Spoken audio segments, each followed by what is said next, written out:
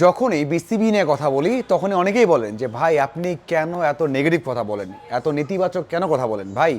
BCB অথবা BPL নিয়ে কথা বললে আমার তো আগের কথাগুলো মনে পড়ে, যে আগের বিপিএলটা কেমন ছিল অথবা আগের বিসিবির দুই একটা জায়গা কেমন ছিল। এই যে আবারও কথা বলছি বিসিবি এবং বিপিএল নিয়ে, সব শেষ করে ঘটনা ঘটেছে এবং সামনে বিপিএল আছে। দেখুন, প্রথমত কয়েক ঘন্টা আগে, মানে 1 থেকে 1.5 দিন আগে আদনান দীপন, যিনি কিনা সিসিডিএমের চেয়ারম্যান, তিনি বলেছেন যে বিসিবিতে এর আগের মানে নাজমুল হাসান পাপনের সময় 15 বছরে যে পরিমাণ দুর্নীতি হয়েছে, গেল 6 মাসে তার থেকে বেশি হয়েছে বা সেই সম পরিমাণে হয়েছে।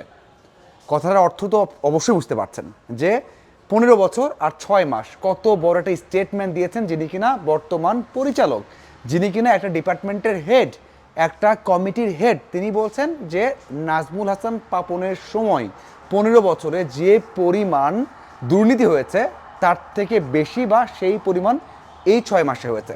6 মাস কে ছিলেন, বোর্ডে কারা ছিলেন সেটা তো আপনারা অবশ্যই জানেন এবং সভাপতি কে ছিলেন, সেই সময় কে কাজ করেছেন সেটা আমরা সবাই জানি। দেখুন, আমি সেই পর্যায়ে যাব না, এত কঠিন আলাপে যাব না। আমি শুধু বলতে চাই যে বিসিবির অনেক জায়গাতে ঠিক মতো কাজ চলছে না। দেখুন, আমি কিছুক্ষণ আগে একটা কথা বলছিলাম একটা ভাইয়ের সাথে, যে আমরা যে বিষয়গুলো টুকটাক জানি সেই বিষয়গুলো তো সব আমরা বলতে পারি না। যদি বলা যায় তাহলে হয়তো আপনারা বুঝতে পারবেন যে বিসিবির কিছু জায়গাতে এমন কাজ চলে, এমন কিছু চলে যেটা আসলে প্রকাশ্যে বললে কেউ বিশ্বাস করতে পারবে না, বিশেষ করে চাইবেন। আমি ছোট্ট বিষয় বলেছিলাম যে মোহাম্মদ মিঠুন ক্লাবগুলোর সমস্যা নিয়ে দেখা করতে গিয়েছিলেন, তখন বিসিবি সভাপতি বলেছেন যে এই ছোট বিষয় নিয়ে আসবে না।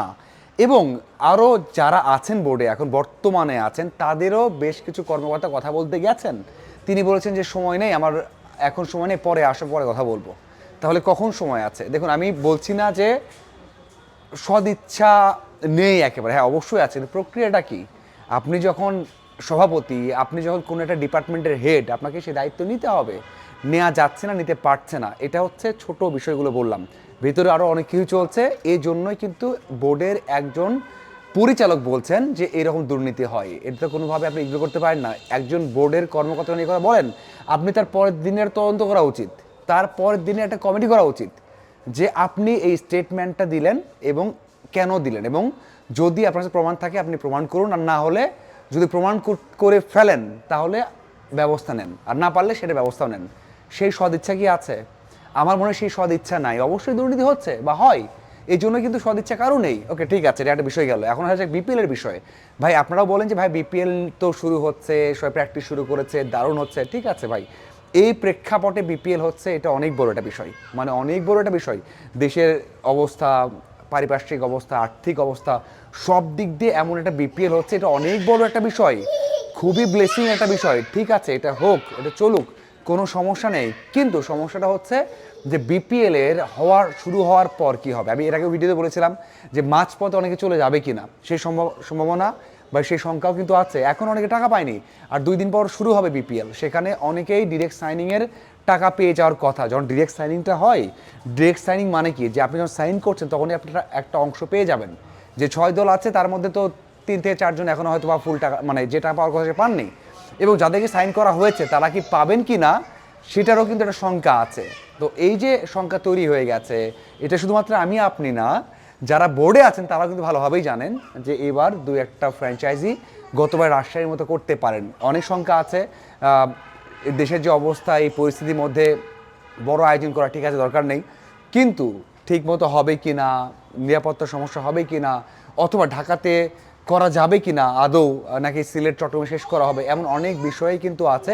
সেই বিষয়গুলো সমাধানের অবশ্যই একটা চেষ্টা করা হচ্ছে। এবং সবচেয়ে বড় বিষয় হচ্ছে 24 তারিখে, মানে আমি যখন কথা বলছি এর একদিন পর একটা বোর্ড মিটিং আছে, সেই বোর্ড মিটিংয়ে এইসব বিষয় নিয়ে আলোচনা হবে।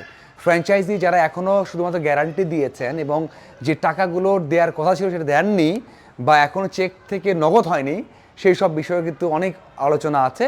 বোর্ড মিটিংয়ে সেই কথাগুলো হবে। তবে আপাতত আমি বলতে পারি যে বোর্ড ঠিকঠাক চলছে না। আপনারা যতই বলুন, যত কথাই বলুন না কেন যে ভাই নাটক ঠিকঠাক চলছে, উপর থেকে ভিতর থেকে ঠিকঠাক চলছে না। এবং সবচেয়ে বড় বিষয় হচ্ছে যিনি সভাপতি আমিনুল ইসলাম বুলবুল, ওনার সাথে পরিচালকদের বড় একটা গ্যাপ তৈরি হয়ে গেছে। এটা 100% সত্য একটা বিষয়। বড় একটা গ্যাপ তৈরি হয়ে গেছে, যেটা 25 জন ডিরেক্টর সবাই এক হয়ে কাজ করে, 25 জন নেই। এখন ডিরেক্টর যারা আমিনুল ইসলাম বুলবুলকে সমর্থন দিচ্ছেন এমন আছে 5 থেকে 6 জন, বাকি সবাই আলাদা হয়ে গেছেন। হতে পারে হয়তো 2-1টা সংখ্যা এদিক ওদিক হতে পারে, বাট এটা বাস্তবতা। আপনি মানুন আর না মানুন, এটাও বলা হচ্ছে যে কোনো সময় সভাপতি চেঞ্জ হতে পারে।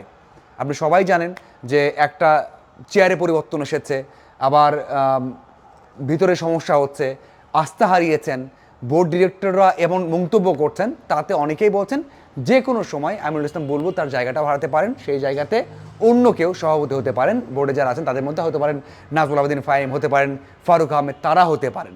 এই আলোচনা আছে, সব কিছু মিলিয়ে 24 তারিখে যে মিটিংটা আছে সেটা খুবই গুরুত্বপূর্ণ। আপনাদের কি মনে হয়? কোনো জিজ্ঞাসা থাকলে অবশ্যই জানাবেন। ধন্যবাদ সবাইকে।